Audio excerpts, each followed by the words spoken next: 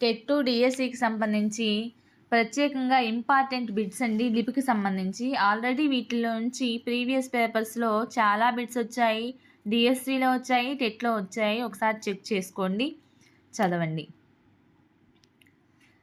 లిపి దీని నుండి పుట్టిందని కొందరి నమ్మకం. డిపి నుండి.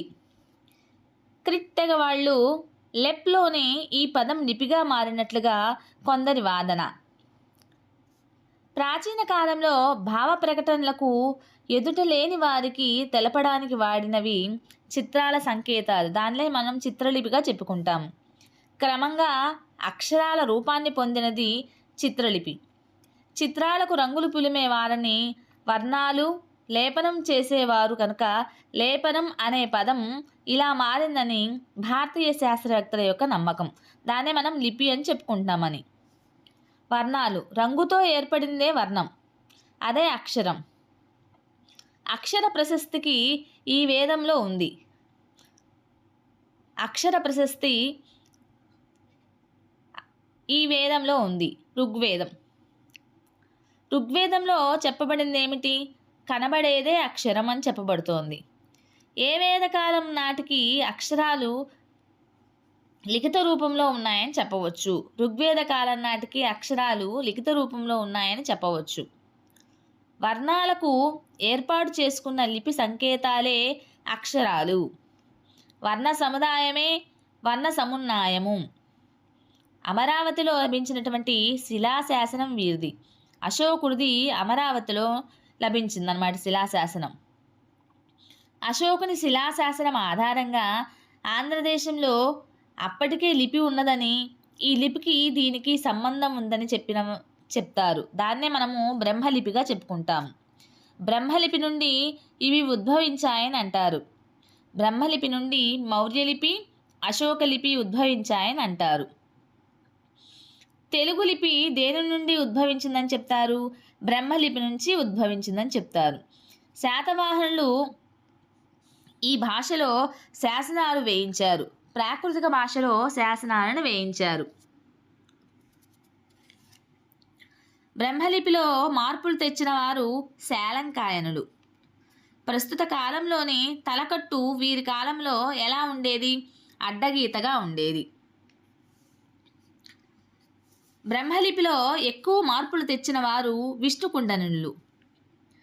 విష్ణుకుండినులు కాలంలో అక్షరాలపై ఇవి అధికంగా కనిపిస్తాయి, అడ్డగీతలు. ద్రావిడ భాషకు చెందినటువంటి బండిరా అనే అక్షరము వీరి శాసనాల్లో కనిపిస్తుంది. విష్ణుకుండనుల శాసనాల్లో కనబడుతుంది. బండిరా అనే అక్షరము ఈ విధంగా రూపాలు పొందింది. బండిరా అనే అక్షరము డా, రా, లా బండిరాగా రూపాంతరం చెందింది. తెలుగు భాషలో శాసనాలు వేయించిన వారు శాతవాహనులు. శాతవాహనుల కాలం నాటి లిపి తెలుగు కన్నడ భాషల కలయిక. చోళరాజ వంశానికి చెందినటువంటి ఎరికల్ ముత్తరాజును వేయించినటువంటి శాసనము ఎర్రగుడిపాడు శాసనము. మనకు లభించిన తొలి తెలుగు శాసనము ఎర్రగుడిపాడు శాసనము. నన్నయ్య భారతం రాసిన లిపి వేంగి చాళుక్య లిపి. ఈ కాలం నాటికి తెలుగుకు తనదైన రూపం ఏర్పడింది. ఏ కాలం నాటికి? కాకతీయుల కాలం నాటికి తెలుగు తనదైన రూపం ఏర్పడింది. ఏ కాలం నాటి లిపి నేటి లిపికి సన్నిహితంగా ఉంది? శ్రీనాథుడు కాలం నాటి లిపి నేటి లిపికి సన్నిహితంగా ఉంటుంది. ఏ కాలమునకు మార్పులు పూర్తయినవి? రెడ్డి రాజుల కాలమునకు లిపి యొక్క మార్పులు పూర్తయినవి. ఇప్పటి లిపిలో సరిపోయే లిపి ఏది? ఇప్పటి లిపితో సరిపోయే లిపి ఏది? విజయనగర రాజుల కాలం నాటి తెలుగు లిపి. నెక్స్ట్, చ జ అక్షరాల్లో దంతోచ్చారణ కోసం గుర్తించిన గుర్తు ఏది? ఐత్వం.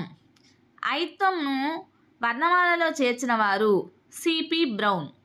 ఐత్వాన్ని వర్ణమాలలో చేర్చిన వారు సిపి బ్రౌన్. ప్రాచీన కాలంలో ఉన్న అరసున్న ఏ శతాబ్దానికి ముందు లేదు?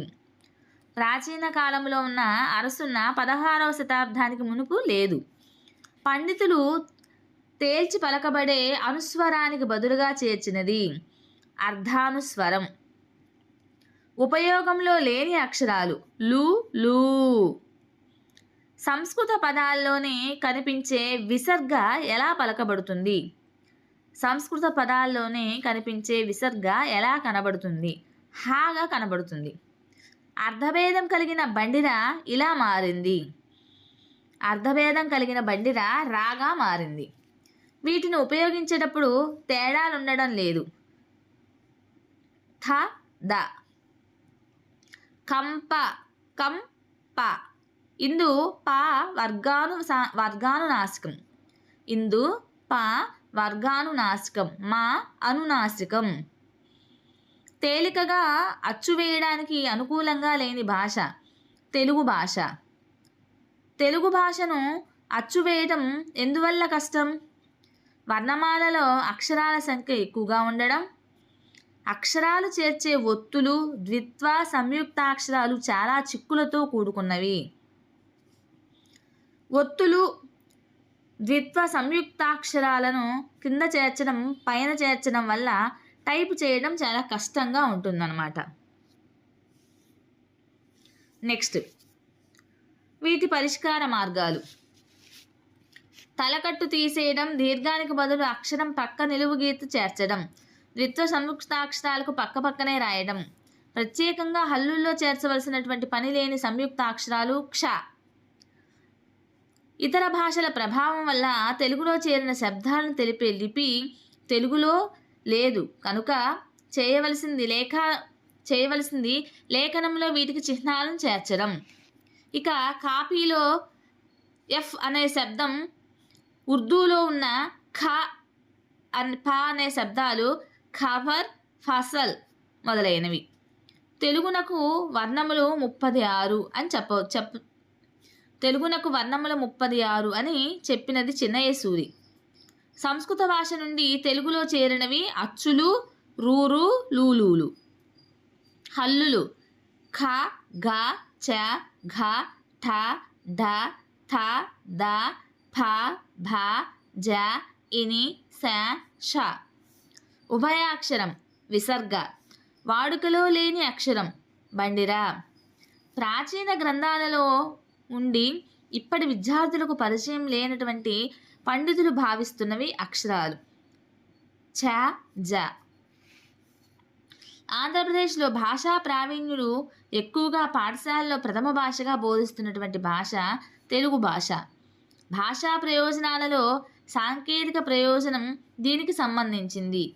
సాంకేతిక అంశములకు, మెదడుకు, విద్యకు సంబంధించిన గణితం మొదలైన శాస్త్రాలు. సాంకేతిక ప్రయోజనం వీరికి అందుబాటులో ఉంటుంది, విద్యావంతులకి అందుబాటులో ఉంటుంది. ఉద్దీపన ప్రయోజనం దీనివల్ల సిద్ధిస్తుంది. ఉద్దీపన ప్రయోజనం అన్నది సాహిత్యం, కళల వల్ల సిద్ధిస్తుంది. హృదయానికి సంబంధించినటువంటి అనుభవాలు ఉద్దీపన ప్రయోజనాలు. సృజనాత్మక భావాలు, రచనలు తోడ్పడేది ఉద్దీపన ప్రయోజనం వల్ల మాత్రమే. అలానే అభివ్యక్తి అనగా భావ ప్రకటన. అందరికీ తెలిసేటట్టు మాట్లాడడం, రాయడం, ప్రకాశం మొదలైనవి. తనకే పరిమితమైనటువంటి లేఖనం తనలో తాను మాట్లాడుకోవడం ఆత్మగతం అవుతుంది. ఆధునిక, యాంత్రిక అవసరాలకు తగిన భాషా సామర్థ్యాలు దీని ద్వారా లభించాలి. సాంకేతిక పరిజ్ఞానం ద్వారా లభించాలి. కృత్రిమ సన్నివేశాలు, ఘట్టాలు సృష్టించి విద్యార్థులు దీనిలో పాలు పంచుకునేటట్లు చేయడం ద్వారా కలిగేది అనుభవపూర్వకమైనటువంటి భాషా వినియోగం. రైతు, లాయర్, కిరాణా షాప్ నిర్వాహకుడు మొదలైన పాత్రలు, సన్నివేశాలు తరగతి గదిలో నిర్వహించడం వల్ల కలిగేది అనుభవపూర్వకమైనటువంటి భాషా వినియోగము.